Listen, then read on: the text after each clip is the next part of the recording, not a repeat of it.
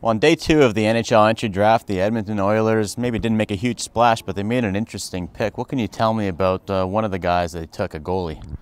Well, they drafted Olivier Rodrigue. His dad, Sylvain, is the Oilers' development coach and has been for several years. And Rodrigue was the best North American goalie going into the draft in terms of the ratings. And he played for Canada's Ivan Hlinka team last year and was outstanding.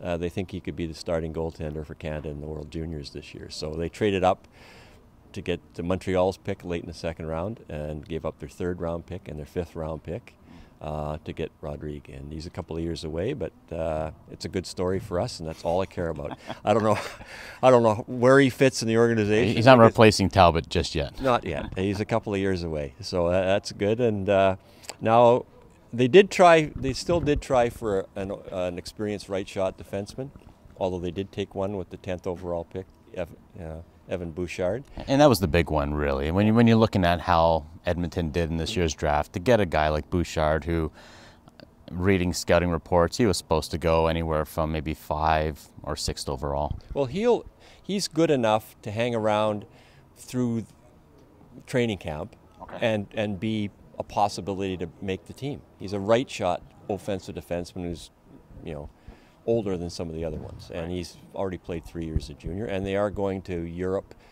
to play New Jersey to start the season and play an exhibition game against Leon Draisaitl's dad's team in Cologne. So I think there's a good chance that he'll be on the plane if he shows something, and that's a good opportunity for him. All right, now quickly, let's look ahead to the courting period, which begins really on Monday.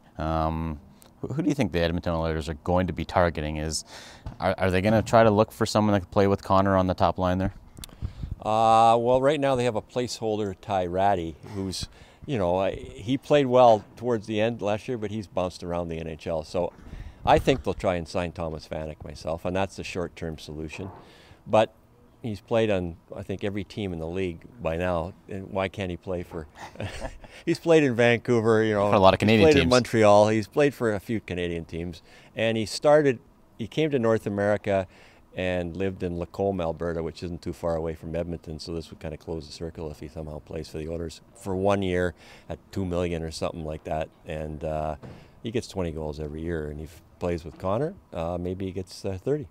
All right, we'll have to see what the Oilers do. It's going to be a busy summer for Peter Chiarelli and company. For Post Media News, Jim Matheson, and I'm Michael Tricos.